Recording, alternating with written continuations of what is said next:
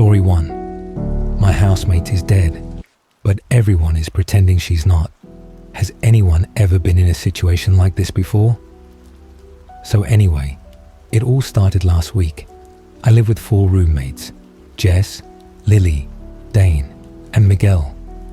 Lily is the one who I'm pretty sure is dead, even though my housemates all say she's just pretending. And at first, I did think she was pretending. It's an old trick of hers. She's super introverted, and sometimes, if she's overwhelmed or just doesn't want to talk, she'll pretend to be asleep. We call it her playing possum. But now, she's been playing possum for nearly a week. Her eyes are open. Her face is a greyish white that has been turning kind of purplish. Her body is bloating. And I saw a fly land on her eyeball. I think it even laid eggs there. She hasn't changed out of her panda onesie since she started playing possum last Monday. She smells like a corpse, like rotting meat. And that panda onesie, that panda suit is so gross. I'm pretty sure she died in it last Monday, and everyone is just in some kind of denial. But does that even make sense? I mean, how is it that 3 other people are all saying she's alive, and that I'm delusional? Is it just some bizarre social experiment? I keep waiting for some reality TV host to pop out from behind the potted plant with a hidden audience to start laughing or clapping. I feel like I'm coming unglued from reality. I'm sitting on the sofa as I write this, by the way, sitting here, looking across the TV room at Lily, who is propped up in the same chair she died in. Her eyes wide open, her flesh bloated, her lips purplish, and her skin just... I think she's going to start leaking into that chair. But let me rewind us to last Sunday. Sunday is when we hit the old lady's cat. It wasn't on purpose. We'd all had a bit too much to drink, and I was driving, with Dane in the passenger seat, and Jess, Miguel, and Lily in the back. And then the cat, just freaking raced out into the road, solid black. And then there was a thump. My stomach flipped. Then, this old woman came out of her house, saw that her cat had been hit, and screamed and screamed. Lily told her she should have kept her cat inside, not let it wander near a busy road. Anyway, long story short, I think that lady was a witch and hexed us for killing her cat. More specifically, I think she hexed Lily. I know. The woman said some words in a strange language, and we all called her crazy and drove home. So that was Sunday night. Come Monday, when I came out for breakfast, I was up early, as usual. The only other person sitting in her chair in the living room was Lily, bundled up in her panda onesie. I said, "Good morning." But she had a 1,000-yard stare.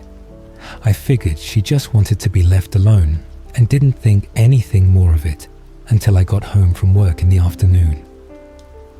Lily was still in the chair, the same exact pose, still in her panda onesie. I asked if she was all right. Miguel, who was playing a video game, answered for her, saying Lily was sick and had stayed home from classes. "I hope you feel better," I told Lily. She didn't respond. "Lily," I said. She didn't respond. "Hey Lily, I said that I hope." "Chill, just leave her alone," snapped Miguel, who seemed annoyed because I was interrupting his game. I thought it was weird, but I let it go because, well, he was acting so normal. But at dinner she was still in her chair in the same pose and hadn't moved. I tried talking to Jess, who told me, "She'll be fine, it's just a cold." This behavior went on for days, and just any time I tried to ask any of my roommates if Lily was okay, they would act like I was the crazy one. I tried to point out that she hadn't changed out of her onesie and was told to quit being an asshole. She's sick, let her be. At one point, I was staring at her from the sofa, trying to catch her blinking, when JS yelled at me, telling me to stop being such a creep, that I was weirding Lily out. They even put up a big cushion in front of her to block her from having to see me, which she clearly couldn't, because she was, by this point, 3 days dead. I assumed that once the rotting set in, they would notice, but they just pretended all the harder, and in fact, they even started staging her body. Like, I know it sounds really weird. I don't know why they did it, or if it's some sick social experiment or what, but they moved her. I found her at the table one morning. She was slumped backwards over her chair, with sightless eyes staring up at the ceiling. Everyone talked to her like she was alive. By this point, she also stank. I mean, to the point that I even noticed Miguel and Dane kind of surreptitiously keeping their distance and breathing through their mouths, not their noses, around her. I tried to talk about this to them later, but Miguel just wrinkled his nose at me and said, "Yeah, I know, it's gross, but she's super depressed. Jess says she's never seen Lily this bad before. She's mad upset about that cat. Just let her be. We gotta let her work through this. She'll come out of it. Until then, things like showering and getting out of bed are really hard for her." I almost told him, yes, those things would be hard for a dead person to do, but I didn't. Honestly, I didn't know how to respond. I finally managed to say, "Dude, I think she's rotting in that panda suit." He chuckled and shook his head, saying, "Come on, don't be an asshole." I finally did what I should have done from the beginning and called the police. I said I wanted a wellness check on Lily. My roommates tried to send them away, but I came downstairs, insisted, and pointed to the corpse in the panda costume in the chair by the television. That chair was really gross by now, and the cops went over to examine her, and I really believed, really and truly, that we were all about to be arrested for having a dead girl rotting in our living room, congealing into that chair, but they pretended she was alive, just as my roommates kept doing. She never spoke a word in answer to them, never moved. Later, Jess took me aside and told me my actions were uncalled for and that all I did was make things worse for Lily. So now, I'm not sure what to do. Update. It's been several more days since I wrote the above stuff, and as you can imagine, her body became severely decomposed. Also, I confronted my roommates. We got into a huge fight. I told them that clearly the witch's hex had done something to Lily, that it was blinding them, and that we were all living with a dead girl. They looked shaken after I pointed out the smell, the fact that Lily wasn't eating, and that she was literally rotting. They told me they thought I was seeing things, but the entire house reeked of death. None of us could stand it. We could all smell it. I heard Miguel and Dane whisper about the smell later, but they clamped up at a death glare from Jez.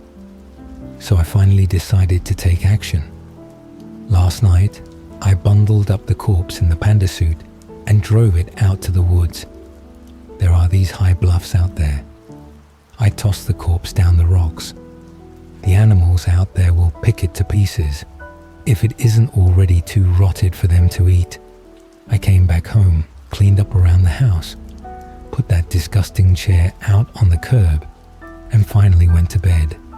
In the morning, I woke up to find Jess having a panic attack. She demanded to know where Lily was. I told her Lily left, and Jez accused me of lying. Miguel seemed relieved though. While Jez went out in her car to search for Lily, Miguel told me he could finally breathe again, and that it really had smelled bad in here, and someone needed to do something. He said he hoped Lily got the help she needed, but that this wasn't the right place for her, and she probably needed inpatient treatment. I refrained from telling him that I thought it was way too late for a hospital.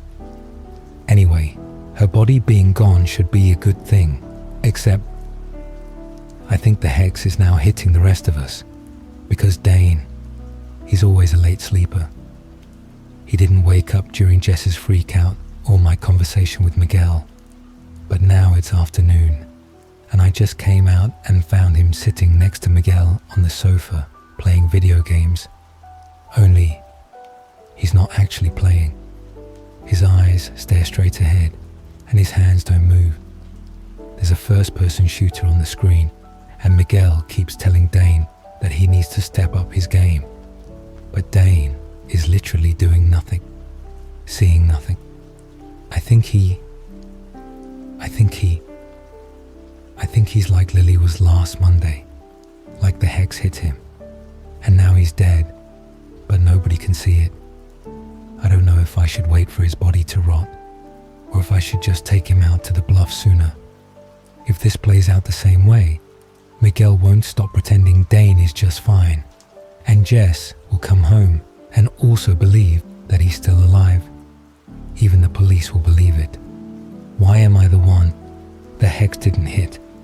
Why am I the only one who can see that they're dead? Story 2. I caught something on my trail cam.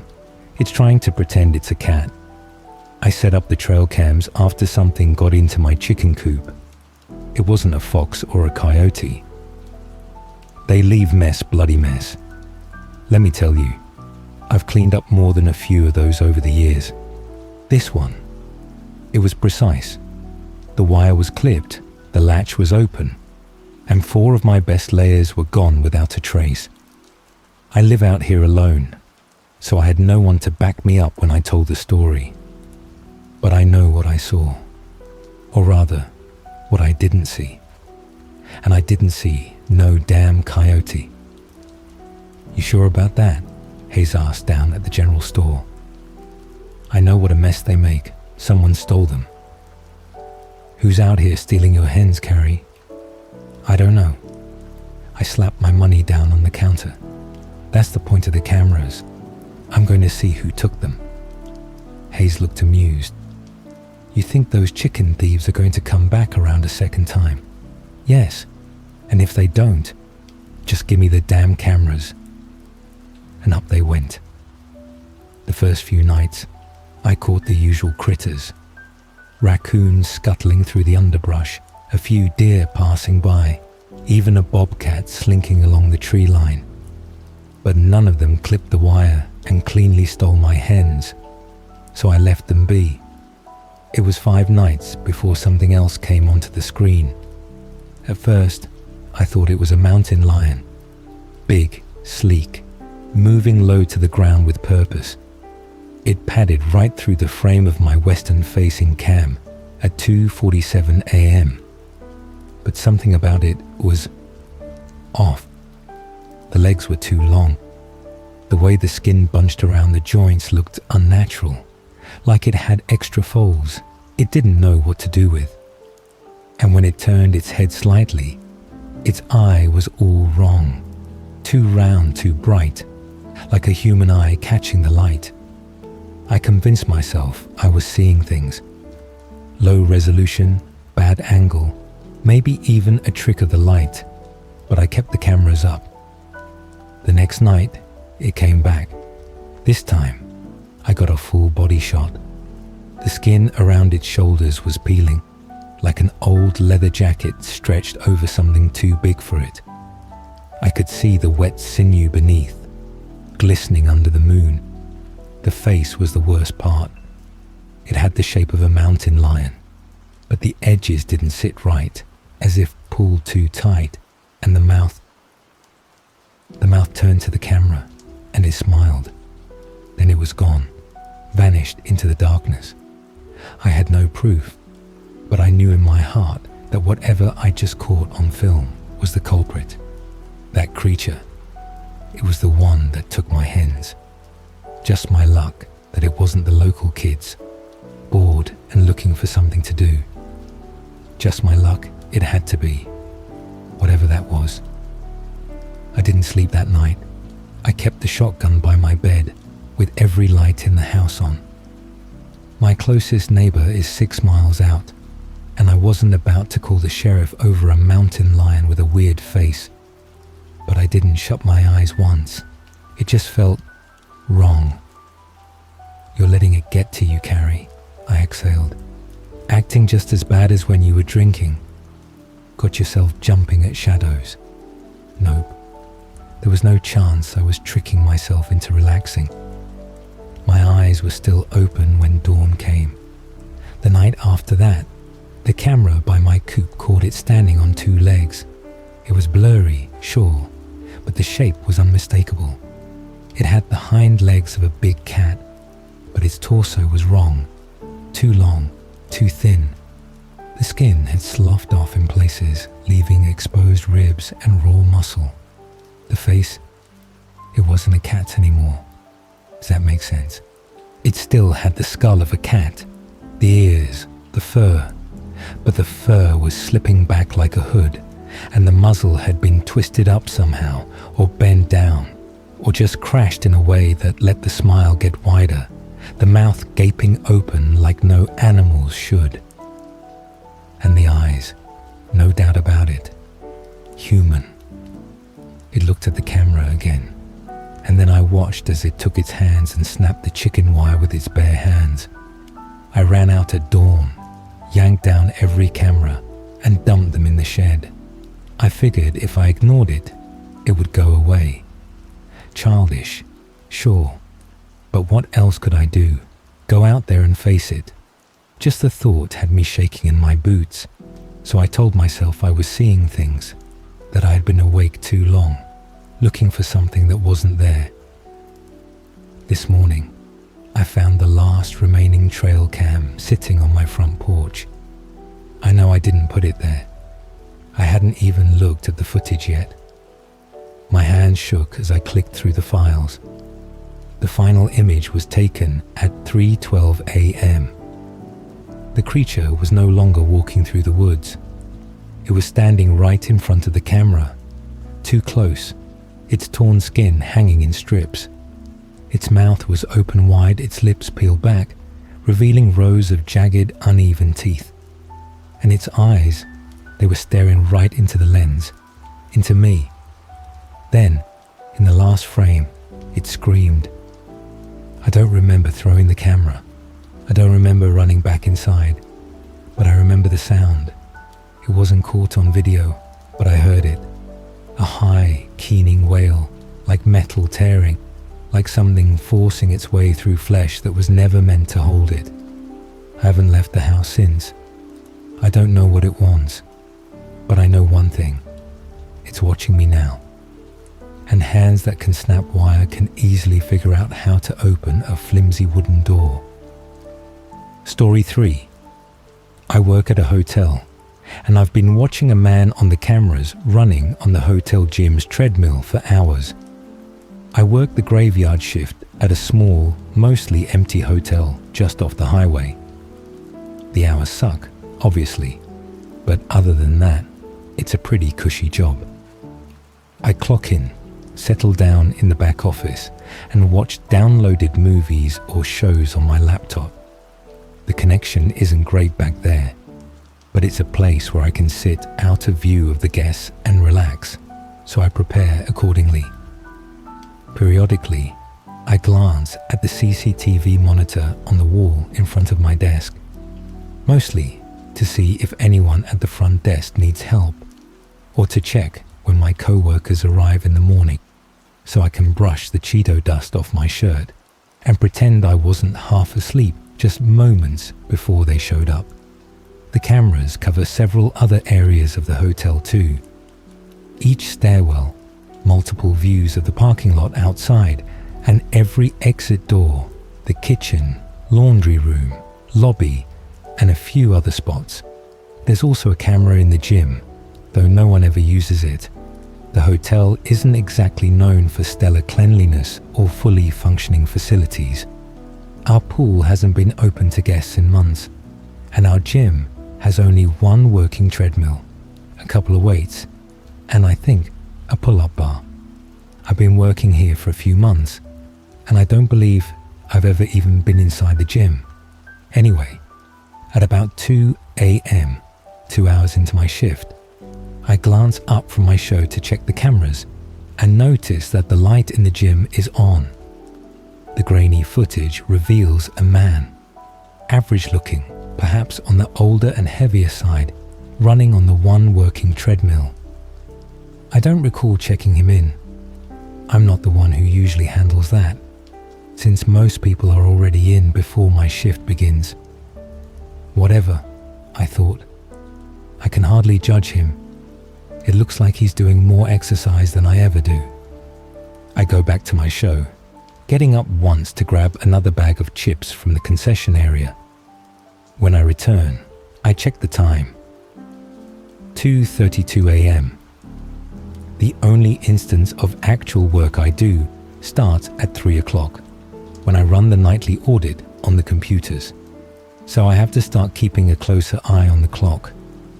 I steal another glance at the cameras, and I'm surprised to see that the man is still running on the treadmill.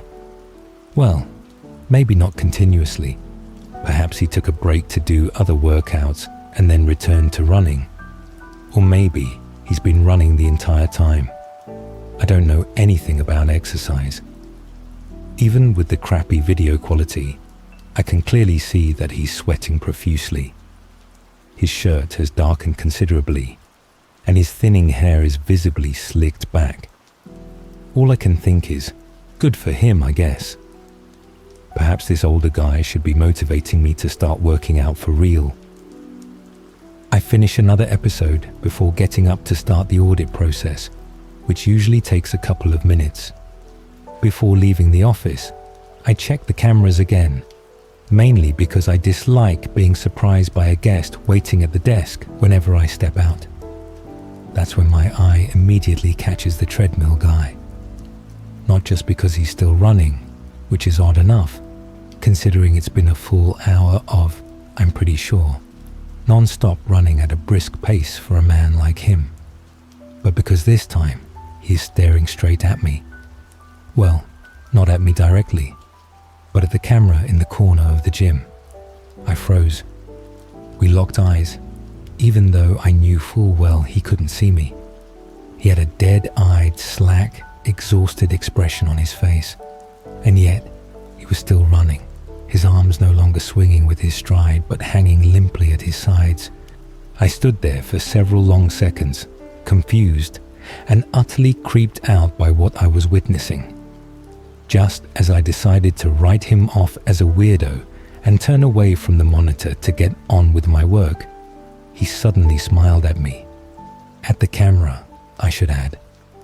It was a creepy, wide smile that didn't quite reach his eyes, and the worst part was that his tongue limply flopped out of his mouth, as if held in place only by his closed lips. It bounced around as though he had no control over it, moving to the rhythm of his jog. It was also way too long. Normally, a relaxed tongue would simply remain inside a person's mouth, right? Needless to say, I was extremely unsettled by this man. I couldn't tell how long he had been staring at that camera, or why he chose to smile exactly when I noticed him. Perhaps it was just strange timing, or maybe he intended to mess with whoever might be watching the cams at that moment. But deep down, I felt as if I was truly being watched. It was nearly 3 a.m., and if I didn't complete the audit by 3:15, I'd get another write-up, and likely be yelled at by my boss about how it's literally the only thing I have to do all night. As unnerved as I was by this man, I couldn't bring myself to take my eyes off him, even if I didn't fully understand why. Swallowing my nerves, I tore my eyes away from the screen and fast walked to the front desk, determined to complete the audit as quickly as possible. Let me describe the layout briefly. The back office is just around the corner from the front desk. Down the hallway, past the elevators, the lobby where we serve breakfast, the pool, and the laundry room, is the gym. It's not the most well-designed hotel, with a few twists and turns leading to the gym at the far end of the first floor, making it an annoying challenge to direct guests verbally. Consequently, as I stepped out to the front desk, I didn't have a clear view of the gym. On one hand, I was relieved to be far from the weirdo. On the other, I grew even more anxious that he was no longer in my sight. I booted up the ancient computer and began printing reports, filing them away in various folders with one hand while signing documents with the other. I'm sure I made a few mistakes, but my priority was finishing quickly so I could return to the office. I felt exposed out there, unable to see anything beyond the lobby, with the sound of blaring pop radio drowning out all other noise. Every second during the 10 minutes I was out, I felt as if something truly wrong was about to happen. I had to bring some of these reports back to the office to file them while the audit process ran on the computers. Normally, I'd do this at the end of the process to avoid too many trips back and forth. Plus, as soon as the process ended, I had to update the system for the next day. If I didn't complete that within a minute, the whole thing would get messed up. This time, as soon as the computer started processing, I raced back to the office to check the cameras again, if only to confirm that he was still there. The first thing I noticed when I returned was that the light in the gym had turned off. I hadn't heard the heavy gym door open and close from the front desk. Perhaps the stereo was too loud. I began scanning the remaining displays, trying to locate him as he might be returning to his room, heading for the stairwell or the elevators. Anything to give me some peace of mind. At first, I didn't see him anywhere, until my eyes drifted back to the gym display. It was subtle, but the dim light on the treadmill's display, indicating it was still in use, was on. I thought maybe he had just forgotten to turn it off when he left. And then I saw him. He was still there, still running. I hadn't noticed him at first in the dark. His body was barely illuminated by the treadmill's light, but that wasn't what caught my attention. His eyes appeared as two pinpricks of light reflecting off the display, still staring directly at me. I choked back a gasp. Why had the light shut off while he was still inside? They were motion sensors. Surely, if he stood perfectly still, they'd eventually turn off. Yet there he was, still running at the same pace as an hour ago, his head craned at an unnatural angle, as if to maintain that unnerving gaze. In the back of my mind, I considered that maybe this man needed help, a mental health issue that forced him to keep running. But my fear rooted me to the spot. I couldn't break eye contact. Even though I still had the audit to complete, there was simply no way I could take my eyes off him again. "What the heck?" I muttered under my breath. The moment the last word left my mouth, he abruptly stopped running and fell off the treadmill, landing headfirst on the tiled floor. Although the cameras didn't record sound, I could swear I heard a crack. In my shock, it took far too long for me to react as the lights came back on, revealing him standing with his neck clearly broken and his head limply hanging backward. As soon as he rose, he bolted out of the room, passing the laundry camera, the pool, and making it halfway through the lobby before I snapped out of my paralysis and slammed the office door shut, locking it in the process. A series of slams against the door shook the office. First 2 seconds after closing, then another and another, as if he were using his body as a battering ram. I glanced back at the cameras, but none pointed directly at the back office entrance. The only thing I could see was a trail of blood and what looked like crap, stretching from the gym to the lobby. The entire room trembled with the force of this relentless pounding, and every call I made to the police failed repeatedly. The door was heavy, but I doubted it would hold for long if he continued at that rate. I kept glancing between the door and the monitors, selfishly hoping that a guest would notice the commotion and divert his attention away from me. I couldn't imagine what would happen to them if they did. But at that moment, my only focus was on getting the heck out of the hotel. After a few minutes, 3 to be exact, the banging stopped. It took a second for me to notice, but once I did, my eyes shot to the monitor. He was definitely still there. No bloody footprints led away from the back office. I wish I could forget how long I stood there, staring at the screen and willing it to show this thing walk away. But the display in the bottom right corner marked each excruciating minute, and that's how I knew exactly when another guest began making his way down to the lobby. At 6:28 a.m., I noticed movement on the camera pointing at the third-floor elevator. A young man dressed in workout clothes, carrying a gym towel. My heart sank as I frantically considered ways to warn him or somehow prevent this creature from doing whatever it intended. I could have pulled the fire alarm. I could have grabbed a chair or something to use as a weapon and leapt out at it. Heck, I could have at least stopped watching. I didn't do any of those things. I watched as the man entered the elevator on the 3rd floor and descended to the lobby. The moment those elevator doors opened, the creature that had been standing in front of my office door for the past 3 hours and 18 minutes made its move. With a speed I could barely track across several camera displays, its mangled body charged on perfectly functioning legs toward the guest, slamming into walls and leaving a bloody imprint as it went.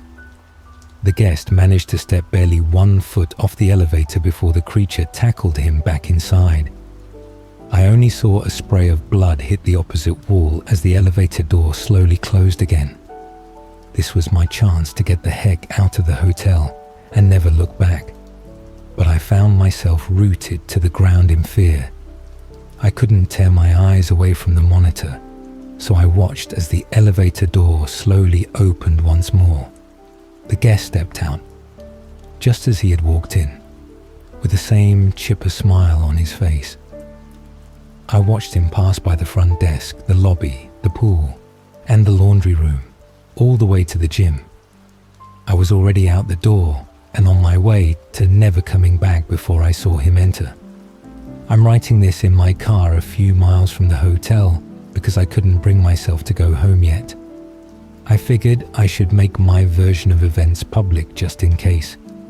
I know that man is running on the treadmill right now, and that my co-workers, or whoever else comes into the hotel next, will have to deal with what I experienced all over again. Frankly, I can't bring myself to care. I even feel too claustrophobic to remain in my car after spending so long in that back office. My legs are still shaking, and the only thing I want to do right now is to run as fast and as far away as possible.